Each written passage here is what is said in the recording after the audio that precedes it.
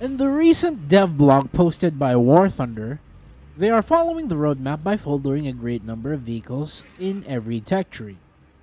You can see the intended vehicle folders or what the tech trees would look like in the upcoming update by checking out the dev blog. Of course, linked in the description. Along with this, vehicles within folders will also receive a 50% reduction in RP costs, so effectively vehicles within a folder will only cost half of the RP needed. I gotta admit, this is great. I like this idea because a lot of vehicles at top tiers feel very redundant. The ZTZ 99-2 and -3, for example, or the Challenger 2 Tess or the Challenger 2F. I like this change because for the new players that feel overwhelmed by the number of vehicles in each tech tree while only really revolving around the same 2 or 3 lineups in that battle rating. For example, there are about 14 or 13 Magaks in the Israeli tech tree, but people are really only there for the Galbatash and the Magak 7C, or in my case, the Magak 6E and 6M at 8.7 to pair with the shot Kalgimel, Lahatut, and A4E early. When the next major update drops, going down tech trees will be easier thanks to these changes. Although, if I really were to make a little nitpick, why not folder the Su-7s and the Su-17s? I really find these aircraft unnecessary fodder for the Soviet aircraft tech tree. I only ever played the Su-17M3 because, well, in 2021 it was the first swing wing fighter and the novelty was there. But the Su-17M4 and 11.0, I can't find a reason to play over the MiG-21 BIS in near RB and the Su-25 or MiG-27M in ground RB. Also in this devlog were changes made to premium vehicles. While aircraft remained mostly untouched, the F-5C got a free boost and was put to rank 7, meaning it can and will grind your rank 8 aircraft now. I appreciate War Thunder giving the F-5C players more value to their aircraft with this race. Along with this, premium tanks at 10.0 and 10.3 were also raised to rank 7. This includes the TURMS, the KVT, Leopard 2 PZBT L123, Challenger DS, ZTZ 96AP, and CV90-105, along with their tech tree counterparts. All of them are going up to rank 7, which means effectively we now literally have purchasable top tier premiums. Let me get this out there, I'm not really opposed to purchasable top tier premiums considering the fact that 1. Tier doesn't matter anymore except for research, and most games are balanced by battle ratings. Though to what extent balancing does happen is an entirely different matter for an entirely different video.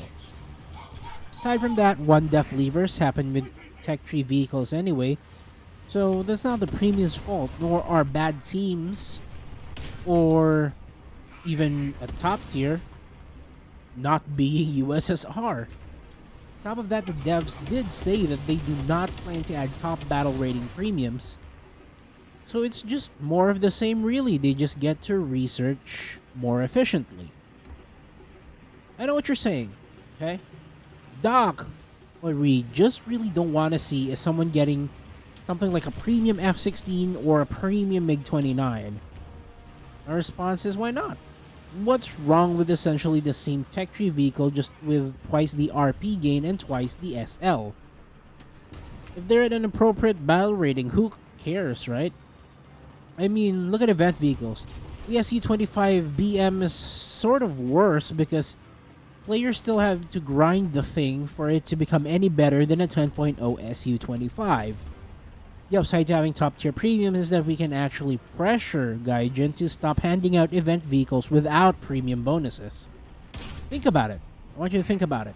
It's kind of stupid for players to grind out 320 mission score over the course of every other day of 8 days just to get a vehicle that they still had to grind out from stock when they acquire it. Now you're gonna say, why not just give them to us spaded? Why do they have to be premium?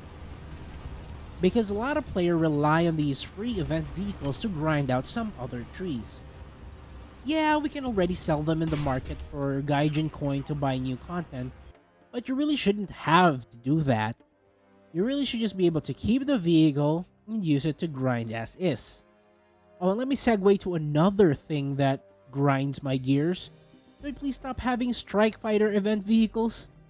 Playing Air RB endlessly to essentially get another vehicle you're gonna use in Ground RB is kind of annoying.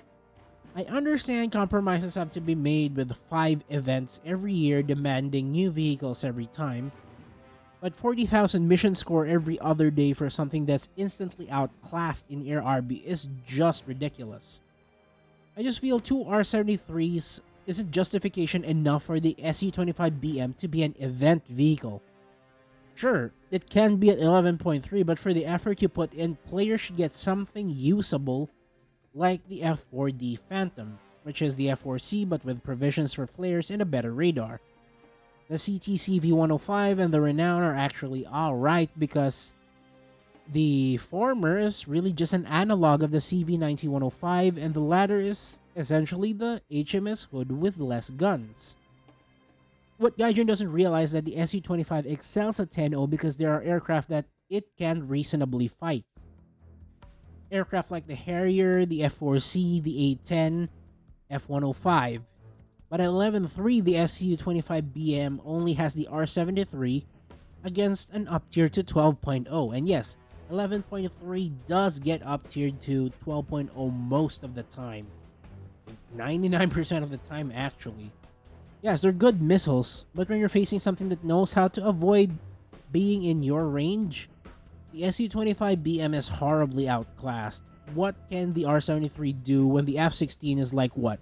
At 6,000 feet looking down on you, right? Even in a Tornado F3 or a Phantom FGR2, the SU-25BM has considerable disadvantages. That's what makes it mid. That's why everyone is calling it a mid-plane. The only way to lose against an SU-25BM at that battle rating is to literally play brain dead. Head on it, don't look back when it starts launching missiles. Yeah, sure. The fact that the SU-25 is subsonic isn't mid in itself. Again, the SU-25 and SU-25K excel at 10.0. It's one of my best planes. It's the game mode that is supposed to participate in and the battle rating it's in that has to be played to grind out its modules. For example, if the SU-25BM came with all of its ground ordnance readily playable in ground RB, it would be worth considering as an alternative to the SU-25T. But if you get a plane that you have to grind in air RB at a battle rating that puts you against the best fighters of each nation, yeah, I can see why a lot of people say it's mid. So what am I actually trying to say ranting about the SU-25BM when I started with top tier premiums? Look, you always get premium spaded. There's very few instances that players got a non-spaded premium, and it is possible. I do have a few of them. Hell, even bone stock premiums are better than bone stock non-premiums. At least you have the boosted reward to grind out the modifications even faster. A lot of event rewards in War Thunder would be worth playing if they came spaded. Even the Tornado IDS would be a lot more fun if it had all its ground ordnance available. As a content creator, I can attest to this because one of our privileges is having access to rentals for vehicles, any vehicle in the game, though with certain restrictions. And what that means is if you get a rental for a vehicle that you don't have, well, you can only get rentals for vehicles you don't have yet. They will become spaded when you do get them. For example, you finish researching the F-16. Of course, it's stock. You ask for a rental for it, and then you buy it for yourself permanently, it'll become spaded. I use this system to get vehicles instantly spaded without having to grind for their modifications, and I can tell you, with fighters and helicopters and top tier tanks, spaded and unspaded mean a world of differences. Not having to start with heat rounds, having access to radar missiles, NVD for helicopters. So, if you think about it, I'd love to have this feature with event vehicles. Players receiving them spaded would make those vehicles far more attractive than they are. Like, What's the point of advertising the R73 if you're gonna put it at the very bottom of the modification tree for them to grind, right? Okay, so now that the rant about the event is over, it's actually time to appreciate the dev blog more. Here's one funny slight that Gaijin did. When they said that no premium or event vehicle will be lowered in rank in the upcoming changes, technically they're not wrong. Because what they did with the M46 Tiger was that instead of moving it to rank 5, they pushed the tech tree M46 back to rank 4, which, I must admit, is a genius move from the devs, and it elicited a chuckle from me. It's really not the worst idea anyone's ever had, really. But that's really it. Overall, it's a great idea, and the idea of top-tier purchasable premiums is not that appalling. But since it does come with a price increase, it seems worth falling to the age-old problem of timing. What I mean is that as time passes by, vehicles tend to be less attractive because it has changed, or the game has changed around it. In gameplay, a lot of vehicles, especially aircraft, are no longer playable because they're no longer meta. The only way to enjoy something like the Saber or the Hunter is to take a time machine and go back to 2016 when it was still top tier. This issue has now moved to premium vehicles because you didn't buy the Leopard 2 PCBTL123 before this major update. Well, you now have to pay $10 more because rank 7 tank premiums are now $70.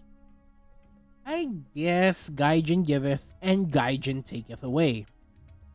Do I like the $10 price increase in most premiums? Not really. But should we cut them some slack because of these good changes? Perhaps. I plan to get myself the A6E tram during the sales anyway, and in my case that's remained the same. For other purposes, I'll just talisman the plethora of tech tree vehicles that I already have grinded out. Anyways, that's just what I think. Even if Gaijin does break their promise of top-tier battle rating premiums, how is that really different from event vehicles at the top battle rating? When the MiG-23 MF was top tier, the F4F early, the Tornado IDS, and the Kfir C2, T80 UM2, CCVL, XM8, AGS, or QN506, all they have in common is that they're all right vehicles. In my perspective, there's really nothing that premiums can do that will surprise me. Even if we get something like a MiG-21 UPG, it really won't beat the devs adding AIM-9Ls at a battle rating that can fight aircraft without countermeasures. So yeah, that's what I think. Thanks for watching. This is the Dr. MD. Godspeed.